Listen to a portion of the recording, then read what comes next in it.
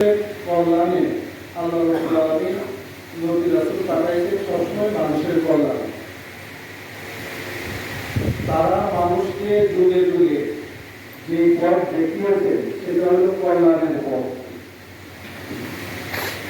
কোরআনের মধ্যে আল্লাহ রাব্বুল আলামিন নবী রাসূলদের যারা বিরোধিতা করেছে তাদের ব্যাপারে বলেছেন ওয়ালাকিন লা তুহিব্বুনান নাসিহিন, যারা তোমাদের হিত কামনা করেছে তাদেরকে তোমরা ভালোবাসো না।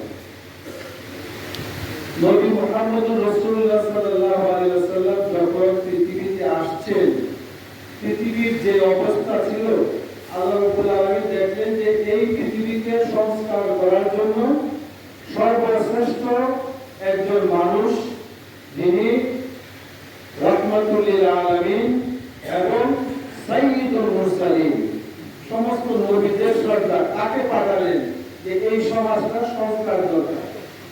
সমাজের দুরবস্থা সম্পর্কে এমন কোন জায়গা ছিল না যেটাকে বলা যায় যে এইটা এই জায়গাটা ঠিক রাখা যায়। মানে আপনি হারাইবেন তো কোন জায়গায় এমন ছিল না যেটাকে ঠিক রাখা। একটা ঘর মেরামত করবেন, এখন যদি কিছু পালা কিছু খুঁটি ভালো থাকে তাহলে এইটার উপরে ভিত্তি করে নতুন করে ঘরটাকে আবার সাজানো। কিন্তু ওই সমাজে এমন কোন অবস্থা ছিল না যেটাকে ঠিক রাখা যায়। এই জন্য তিনি সমাজের মূল পাঠন করার চেষ্টা করেন যে এই সমাজকে পরিপূর্ণভাবে পরিবর্তন করতে হবে। এবং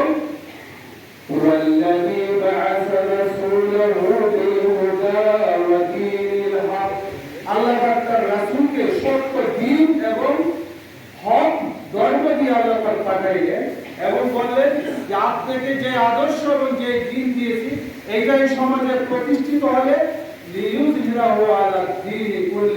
এই সমাজে যত বাতিল মতাদর্শ আছে সবগুলোর উপরে এটা প্রভাব বিস্তার করবে এবং এটা প্রয়োজন হবে। এখন রাসূল একেবারে ব্যক্তিত্ব থেকে শুরু করলেন সমাজের ওই মানুষগুলা। আমি একটা ছোট্ট উদাহরণ দিই হাদিসের থেকে।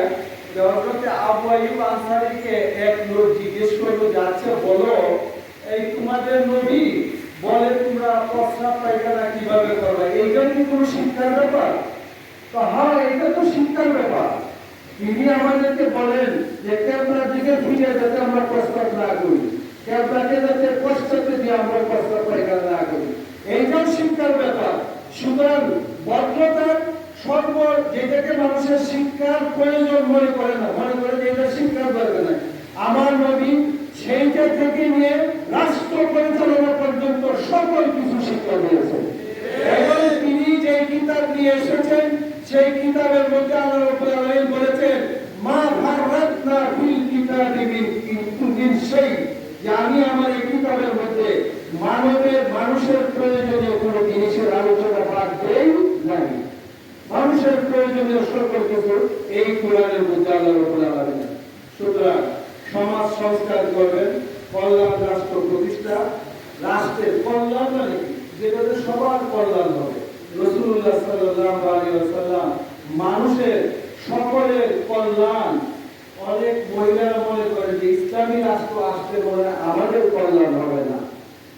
বুখারী শরীফের কিতাবুল ইলমের হাদিসের মধ্যে আসছে যে রাসূল সাল্লাল্লাহু আলাইহি ওয়াসাল্লামকে মহিলারা বলছেন যে হুজুর ভিন্নভাবে পুরুষ ছাড়া শুধু আমাদেরকে আলাদা একটা মসজিদ দেন যেখানে আমরা শিক্ষা গ্রহণ করবো। সুতরাং কল্যাণ রাষ্ট্র হলে মহিলাদের জন্য পৃথক বিশ্ববিদ্যালয় তৈরি করা হবে, তারা পৃথক ক্যাম্পাস থাকবে, তাদের সবকিছু মনে করে যে ইসলাম আসলে সুতরাং সবার কল্যাণ হবে। কারণ আল্লাহ রাব্বুল আলামিন মানুষের যা যা কল্যাণ দরকার সকল কল্যাণের বাণী আল্লাহ রাব্বুল আলামিন বিস্তারিত এক একটা পার্ট ধরে আলোচনা করার এই মুহূর্তে সময় নেই। কিন্তু আমরা বলতে পারি মানুষের কল্যাণ। এখন কিছু সত্য বিচার আচারের ব্যাপারে বলে যে এগুলো করলে জিনা বেবিচার একবারে মাইনা ফেলবো, এরকম ধরনের সত্য বিচার। কিন্তু সত্য বিচার কিভাবে রাসূল করছেন? একজন নারী বেবিচারে লিপ্ত হয়েছে, কেউ জানে না, কিন্তু রাসূলের শিক্ষার মাধ্যমে ওই নারীর মধ্যে আল্লাহর ভয় তার হৃদয়ে তৈরি হয়েছে।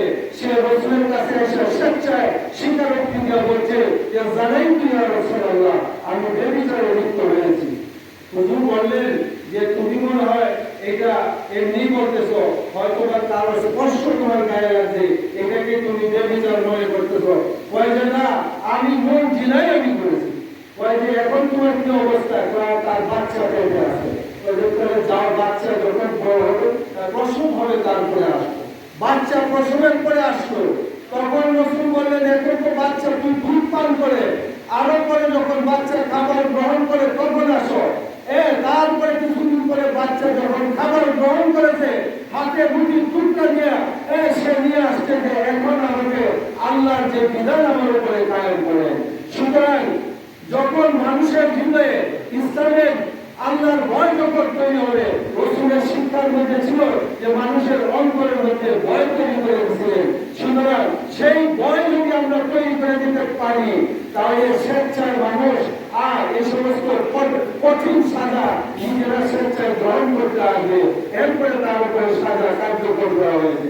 এই জন্য বলি যে রাসূল সাল্লাল্লাহু আলাইহি ওয়াসাল্লামের শিক্ষা এবং আদর্শ, তার শিক্ষা আজকে সমাজে যদি আমরা বিস্তার লাভ করতে না পারি, রাসূলের জীবন আদর্শ সম্পর্কে যদি সমাজকে না জানাইতে পারি, তাহলে এই সমাজের পরিবর্তন করা সম্ভব না। সুতরাং আজকে আমরা বৈষম্যের বিরুদ্ধে আন্দোলন করেছি, এইটা তো একটা হাসিনার বৈষম্য ছিল, স্বৈরাচারী। বর্তমান সংবিধানের অধীনে একটা বৈষম্য, কিন্তু এই সংবিধানের মধ্যে অনেক বৈষম্য আছে, যেগুলো দূর করার জন্য আমাদেরকে রাসূলুল্লাহ সাল্লাল্লাহু আলাইহি ওয়াসাল্লামের শিক্ষা এবং কোরআনকে আমাদের সংবিধান বানাইতে হবে। রাজি আছে?